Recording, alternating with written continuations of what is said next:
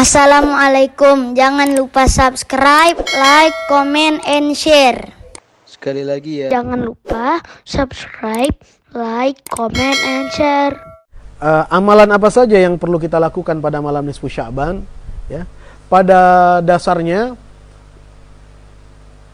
pengarang kitab Madhafi Sya'ban dan juga ulama-ulama yang lain seperti pengarang kitab ini Profesor Dr. Sayyid Muhammad bin Alawi Al-Maliki, ya, beliau menjelaskan tidak ada doa tertentu, doa khusus atau amalan-amalan khusus, ya, atau sholat khusus terkait dengan malam nisfu Sya'ban, ya. Pada dasarnya terbuka, ya, kesempatan selebar-lebarnya. Namun sebagian para ulama untuk membimbing umat, ya, mereka mengarahkan supaya di malam nisfu Sya'ban, khususnya di awal malam. Kapan di awal malam itu?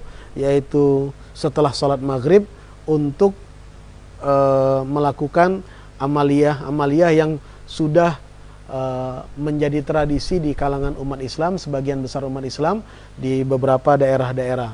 Apa itu? Di antaranya adalah dengan bertawassul, ya, dengan membaca surat Yasin, ya. Karena malam nisfu Sya'ban ini kan malam yang penuh ijabah, doa diijabah oleh Allah, yang punya dosa diampuni oleh Allah, yang punya hajat akan dipenuhi oleh Allah Subhanahu wa taala. Ya. Maka setidak-tidaknya yang kita lakukan, ambil bagian dari doa kita. Ya, tawasul. Para ulama menyusun amaliyah, ya, tata cara amaliyah, di antaranya, ya, disebutkan, dikutip dalam kitab Kanzun Najah was Surur, itu disebutkan, dan juga beberapa ulama lain, kitab-kitab lain juga disebutkan, di antaranya adalah membaca Yasin 3 kali, ya, membaca Yasin 3 kali, di mana setiap pembacaan Yasin itu diniatkan, ya, karena Yasin itu dalam hadis Rasul sallallahu alaihi wasallam tergantung dari niat yang membaca. Memang pada awalnya Al-Qur'an itu diturunkan untuk memberi hidayah, tetapi salah satu daripada kebesaran dan kemuliaan Al-Quran bahwa pembacaan Al-Quran juga bisa dijadikan wasilah untuk kita bermunajat dan berdoa memohon kepada Allah Subhanahu wa taala. Nah, apa yang kita niatkan, ya, apa yang kita panjatkan kepada Allah dari doa kita yang sangat penting bagi manusia itu. Setidak-tidaknya, ya, semua manusia secara umum menginginkan 3 hal, ya. Yang pertama, kalau ditanya ingin panjang umur, seluruhnya ingin panjang umur, ya. Maka kita ketika membaca Yasin, niatkan, ya Allah, saya niat baca Yasin ini, ya, Al-Fatihah wa Yasin biniyati tulil umur, ya, biniyati annallaha ta'ala yutilul umur, ya, yutilul umur, memanjangkan umur kita. Tapi bukan hanya sekedar panjang umur saja, kasih garis bawah. Apa garis bawahnya? Minta supaya panjang umur dalam keadaan taat, ya, kepada Allah dan Rasulnya, dan mengisi umur kita dengan kebaikan dan memberi manfaat terhadap sesama. Jadi itu niat yang pertama, minta supaya diberikan panjang umur dalam apa? Keadaan taat kepada Allah dan Rasulnya. Dan jikalau memang harus diwafatkan oleh Allah pada tahun ini, minta agar Allah wafatkan kita dalam keadaan husnul khatimah. Itu yang pertama, ya, itu yang pertama. Kemudian yang kita baca Yasin, ya, kita baca Yasin. Nah, kemudian selesai baca Yasin, baca doa, ya, doa yang juga cukup populer di kitab-kitab para ulama-ulama kita, yang awalnya adalah Allahumma ya dzal manni wala yumannu alaih, dan seterusnya dan seterusnya. Itu dibaca 1 kali, ya. Nah, setelah itu selesai, berikutnya adalah membaca Yasin yang kedua. Niatnya apa? Niatnya minta kepada Allah dengan pembacaan Yasin ini, Allah Subhanahu wa taala lindungi kita dari seluruh musibah dan mara bahaya, ya. Nah, bisa kita khususkan karena tersebar juga di media sosial, umpamanya biar seragam, supaya minta seluruh umat Islam baca Yasin, diniatkan apa? Supaya terpelihara, terjaga dari penularan virus corona ini. Silakan, tidak ada masalah, ya. Tapi intinya minta kepada Allah supaya terjaga dari pelbagai macam musibah, bala bencana, ya, untuk kita, orang tua kita, keluarga kita, ya. Itu yang kedua, ya.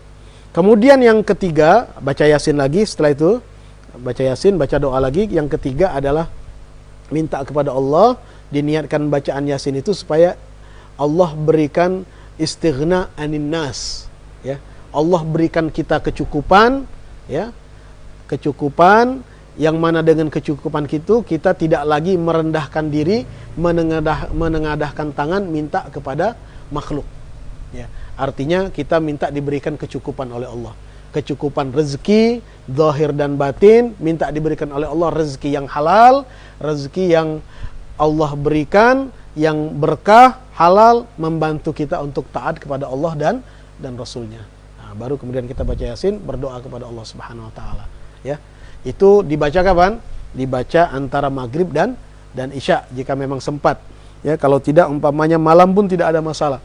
Ya, ada sebagian para ulama lagi menganjurkan pada malam itu juga kita dianjurkan untuk sholat ba'diyah maghrib dilanjutkan dengan sholat sunnah awabin 4 rakaat.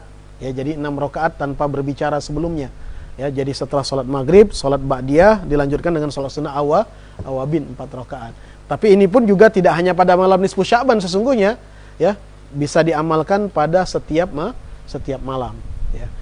Dan satu lagi yang tidak boleh kita tinggalkan di malam-malam yang berharga seperti ini, ya, kemarin pada malam Rajab, 1 Rajab, malam nisfu Sya'ban, kemudian nanti di malam-malam bulan Ramadan, karena ada malam Lailatul Qadar, yang perlu kita jaga adalah sholat berjamaah. Sebisa mungkin sholat isya dan sholat subuh berjamaah. Ya, jikalau memang bisa masih dilakukan di masjid, lakukan di masjid, di musola. Kalau tidak bisa juga, ajak anak istri kita, ajak keluarga kita untuk melakukan sholat berjamaah. Karena apa? Karena man shallal isya fi jama'atin faka'annama qama nisfal lail. Wa man shalla subha fi jama'atin faka'annama qama laila kullah. Barang siapa yang sholat isya berjamaah, maka seolah dia melakukan ibadah separuh malam suntuk. Ya, separuh malam dia lakukan ibadah. Dan barang siapa yang melakukan sholat subuh berjamaah, maka sama halnya dia melakukan ibadah semalam suntuk. Artinya meskipun kita tidur pada malam itu, dicatat oleh Allah Subhanahu Wa Taala kita beribadah.